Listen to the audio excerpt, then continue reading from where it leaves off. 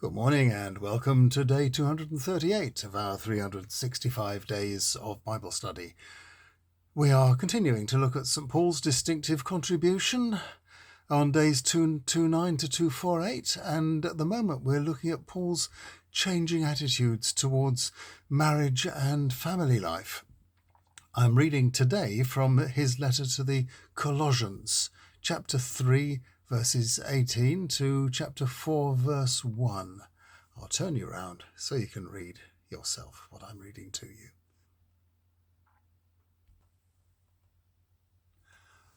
Wives, you should give way to your husbands. That's what Christian wives should do. Husbands, you should love your wives and not be harsh with them. Children, it is your duty as Christians always to obey your parents, and that will make God happy. Parents, don't irritate your children in case it discourages them. Slaves, obey your human masters in whatever you do, and not just when they are keeping an eye on you or because you want them to think well of you. Obey with a sincere heart because of your devotion to the Lord.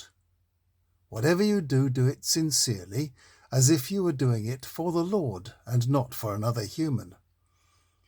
Remember that the Lord is keeping a reward safe for his people, and that reward will be for you. For Christ is the real master that you serve. Wrongdoers will be repaid for the bad things they are doing, because God judges all by the same standards. Masters, be fair-minded and honest in the way you treat your slaves. Remember that you also have a master in the heavens. Now then, here Paul has a struggle on his hands. Deep down, he knows we are all the same to God, slave or free, male or female, young or old. But he is taking the gospel to places where there is endemic discrimination and unfairness. The world was not ready for such a radical re-evaluation of its values and prejudices. So how on earth was he going to move these new Christians on in the right direction?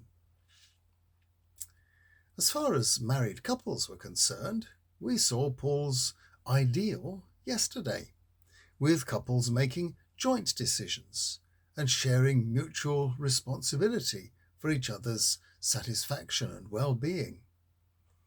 What could he do for former pagan couples who had already settled matters between them before becoming Christians? They came, many, assuming the man was the boss and the woman his obedient servant. How was he going to improve that? Here in today's passage, he gets the men's attention by telling the wives to give way to them, and then gives the wives a great boost by telling the men to stop treating their wives like slaves or servants. Their relationship with their wives must be respectful and loving. And that sets him off in an interesting direction. He applies the same technique to responsibilities or relationships between teenagers and their parents, and to slave owners and their slaves. In all of these, society expected the dad or the boss to oppress those under him. And Paul humanizes these relationships with a real feeling for the humanity of the underlings. This is not an expression of how the world ought to be, but in each case, a move in the right direction. We too find ourselves today in an imperfect world. We cannot, as individuals, put it completely right, but like Paul, we should take the steps we can to move towards the perfection that remains just out of reach. Further nuances in Paul's teachings about relationships between husbands and wives follow tomorrow, which sheds some light on what earthly worship really is. I'll see you tomorrow.